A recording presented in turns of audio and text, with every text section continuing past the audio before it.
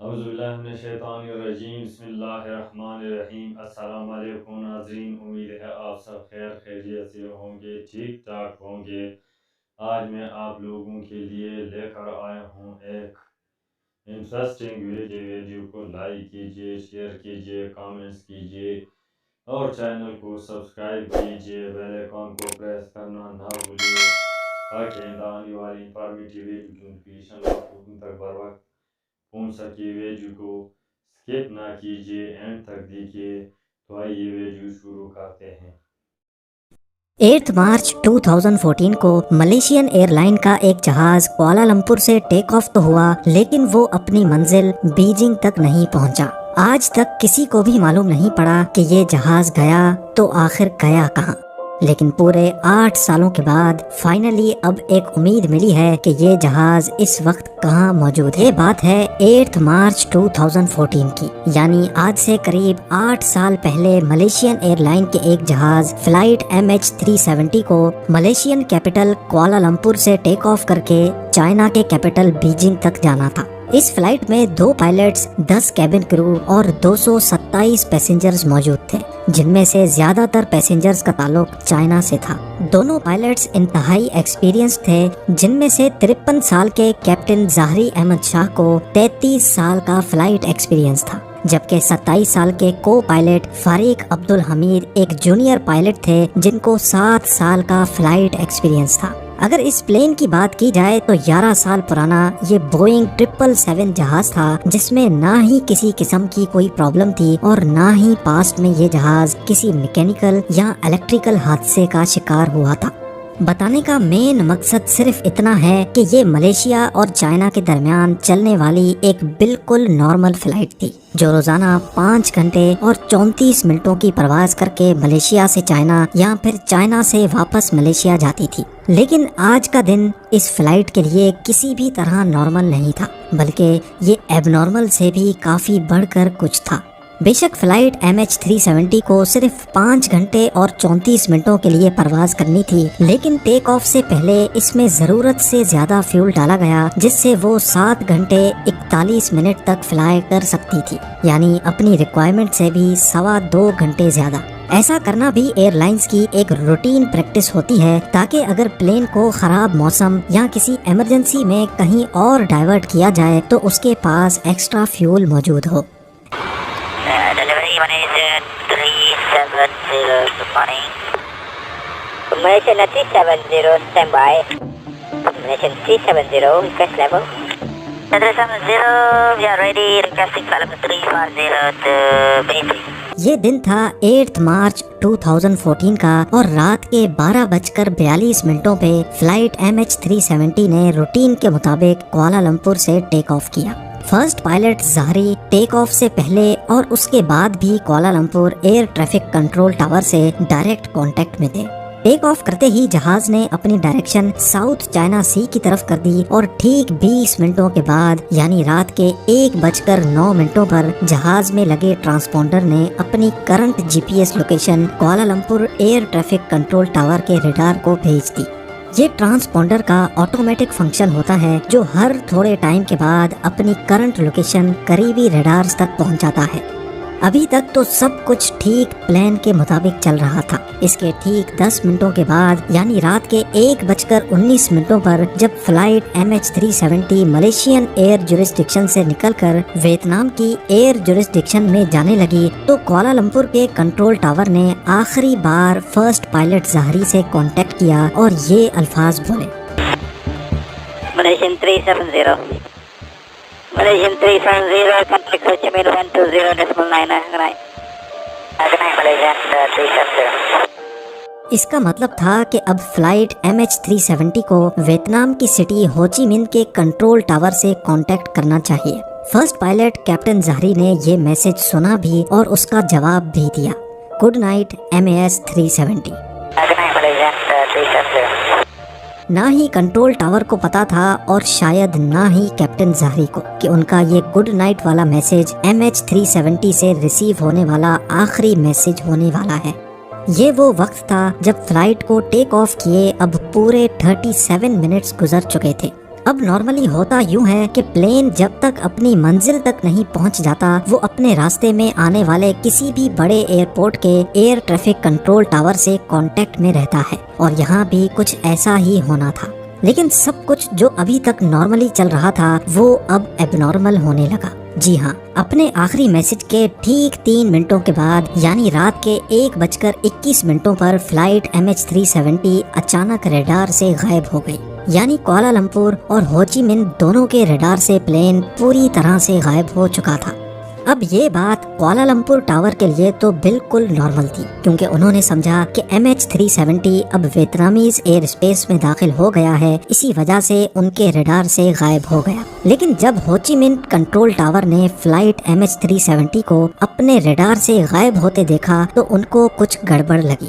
انہوں نے فوراً کیپٹن سے خیریت معلوم کرنے کے لیے وائرلیس کیا تو آگے سے کسی نے بھی کوئی جواب نہیں دیا۔ اگلے 18 منٹوں تک ہوچی من ٹاور MH370 سے کانٹیکٹ کرنے کی کوشش کرتا رہا، لیکن کیپٹن کی طرف سے پھر بھی کوئی جواب نہیں آیا، اور تبھی ہوچی من ٹاور نے کوالالمپور ٹاور سے کانٹیکٹ کیا اور ان کو سچویشن سے اپڈیٹ کیا۔ اب نارملی اس کنڈیشن میں 1 گھنٹے کے اندر ریسکیو سینٹر کو انفارم کرنا ہوتا ہے، لیکن کوالالمپور کنٹرول ٹاور نے پورے 4 گھنٹوں کے بعد ایروناٹیکل ریسکیو کوارڈینیشن سینٹر کو انفارم کیا، اور تب تک بہت دیر ہو چکی تھی۔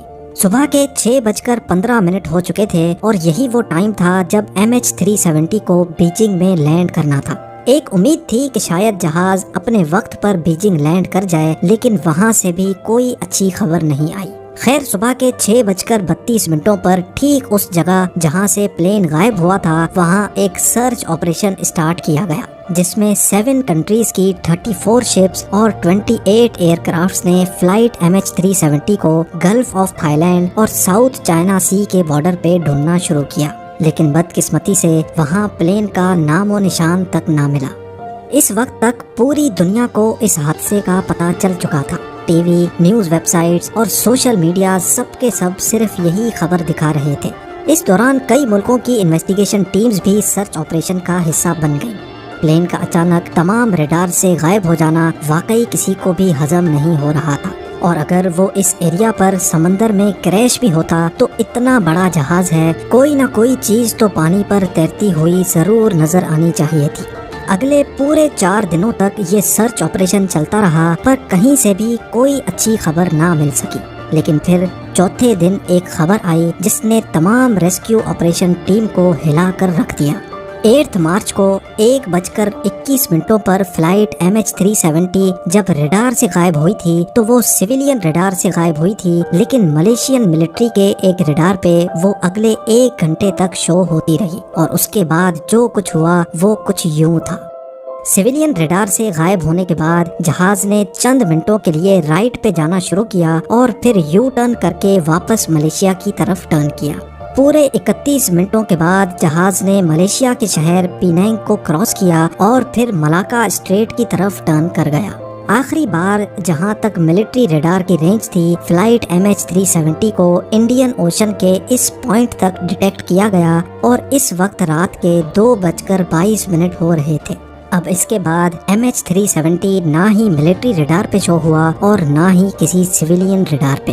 پوری ریسکیو ٹیم اور اس پلین سے جڑا ہر شخص صرف یہی گتھی سلجھانے میں لگے تھے کہ پلین گیا تو آخر گیا کہاں۔ اس سے بھی بڑھ کر جو چیز تنگ کر رہی تھی وہ یہ تھی کہ پلین نے بیجنگ کی بالکل اپوزٹ ڈائریکشن میں شارپ یو ٹرن کیوں کر لیا۔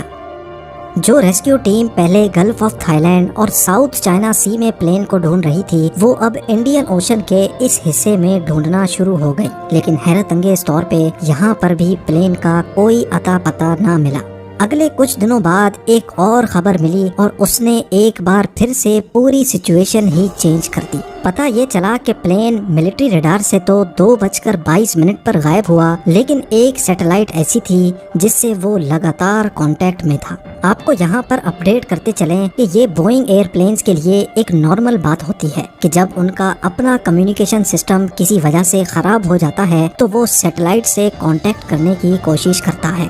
پلین نے آٹومیٹیکلی ٹھیک ہر 1 گھنٹے کے بعد 35,000 کلومیٹر دور انمار سیٹ نامی سیٹلائٹ سے کانٹیکٹ کرنے کی کوشش کی۔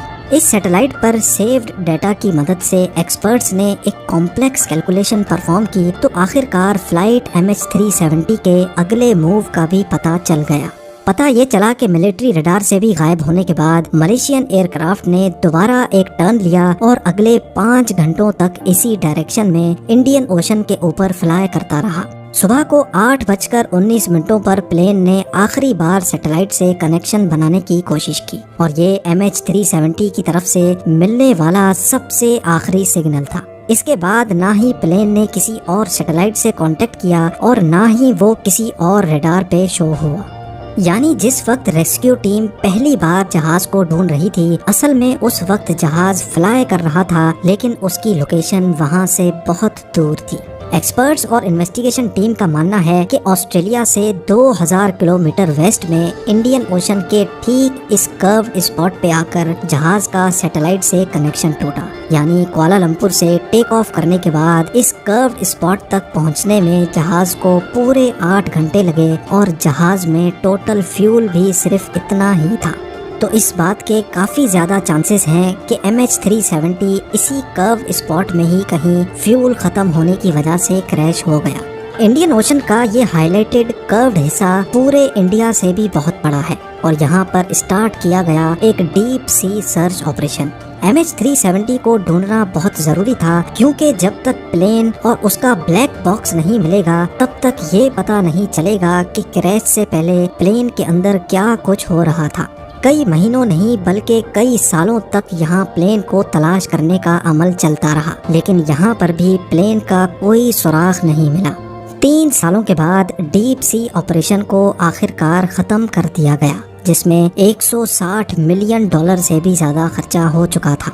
सर्च ऑपरेशन के दौरान प्लेन का तो कोई अता पता नहीं मिला, लेकिन 2015 में यानी प्लेन के गायब होने के 1 साल बाद प्लेन का राइट फ्लैपरॉन तैरता हुआ आइलैंड ऑफ रीयूनियन के साहिल पे जा पहुंचा। ये प्लेन का वो हिस्सा होता है जो लैंडिंग के वक्त काम आता है। मिलने वाले इस फ्लैपरॉन पर जब तहकीक हुई तो एक और खौफनाक हकीकत से पर्दा उठा। एक्सपर्ट्स का मानना है कि जिस वक्त MH370 पानी में क्रैश हुआ उस वक्त ये फ्लैपरॉन एक्सटेंडेड नहीं था और अफसोसनाक तौर पे इसका मतलब ये है कि पानी पे क्रैश होते वक्त जहाज अपनी नोज के बल समंदर में जा गिरा। अगले कई सालों के दौरान प्लेन के कई और हिस्से भी अफ्रीका के साहिल से मिले, लेकिन आज तक प्लेन या उसमें बैठे पैसेंजर्स का कोई सुराग ना मिल सका। मलेशियन फ्लाइट MH370 के अंदर गायब होने से पहले क्या कुछ हुआ ये आज तक किसी को भी मालूम नहीं है। कुछ इन्वेस्टिगेटर्स का शक है कि प्लेन हाईजैक हुआ था, तो कुछ इस बात पर यकीन रखते हैं कि किसी इलेक्ट्रिकल फेलियर की वजह से प्लेन का बाहर की दुनिया से कांटेक्ट टूट गया और ऑक्सीजन की कमी की वजह से प्लेन के अंदर तमाम लोग बेहोश हो गए थे। खैर असल रीजन क्या है ये तो प्लेन के ब्लैक बॉक्स में महफूज रिकॉर्डिंग से ही पता चल सकता है, जो प्लेन के साथ ही इंडियन ओशन में कहीं गायब है। MH370 के गायब होने के पूरे 8 सालों के बाद फरवरी 2022 में एक बार फिर से प्लेन के मिलने की उम्मीद दिलाई गई। एक British retired aerospace engineer Richard Godfrey ने दावा किया है कि वीक सिग्नल प्रोपगेशन एनालिसिस के जरिए उसने प्लेन की असल लोकेशन का अंदाजा लगा लिया है और हैरत अंगेज तौर पे रिचर्ड ने जो पिन पॉइंट लोकेशन बताई है वो भी इंडियन ओशन के इसी कर्व्ड एरिया में मौजूद है। रिचर्ड का मानना है कि उसकी बताई गई ठीक इस जगह पर ओशन के 4000 मीटर नीचे मलेशियन एयरलाइन का गुमशुदा जहाज अभी भी मौजूद है। ये उतनी ही गहराई है जितना नीचे टाइटैनिक शिप पूरे 74 इयर्स की कोशिशों के बाद 1985 में मिली थी। अब Malaysian authorities retired aerospace engineer के इस क्लेम को कितना सीरियस लेती है और इस जगह पर एक नया सर्च ऑपरेशन लॉन्च किया जाता है कि नहीं, ये तो वक्त ही वीडियो को लाइक कीजिए, कमेंट्स कीजिए, शेयर कीजिए और चैनल को सब्सक्राइब कीजिए। बेल आइकन को प्रेस करना ना भूलिए ताकि आने वाले इंफॉर्मेटिव एजुकेशनल वीडियो के नोटिफिकेशन आप लोगों तक बर वक्त मिल सके। तो आइए मिलते हैं एक नई वीडियो के साथ, तब तक के लिए इजाज़त दीजिए। अल्लाह हाफिज़। Thanks for watching.